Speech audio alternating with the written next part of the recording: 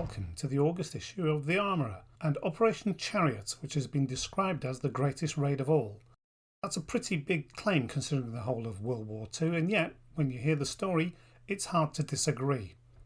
The port of St Naire on the French coast was home to a dry dock large enough to service Germany's battle cruisers like the Tirpitz.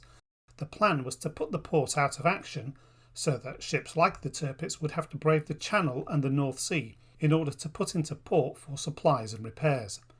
It's a story of incredible bravery and audacity that, if it had been an American operation, there would have been a big budget action film about it. As it is, there's only the 1968 film Attack on the Iron Coast, which is loosely based on the raid. There are a couple of other Navy-related features this month, including Navigation in the Age of Sail, which explains how instruments were developed so that ships could cross the boundless oceans with ever-increasing accuracy.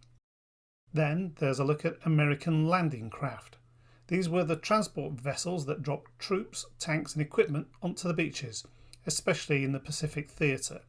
Now, Napoleon said that an army marches on its stomach, and keeping armies in the field fed was a major problem in World War II. One of the solutions was to issue troops with rations, some of which were more edible than others. In this feature, John Persley takes a look at how each nation supplied its soldiers. Also from World War II, we're taking a look at the 5th SS Viking Division. This Waffen-SS division was originally formed from Dutch and Scandinavian volunteers who bought into the German racial propaganda and were sent all over the Eastern Front. Ian Baxter tells their story. From the Eastern Front to the Home Front next, and the start of a new series centred on crime in World War II.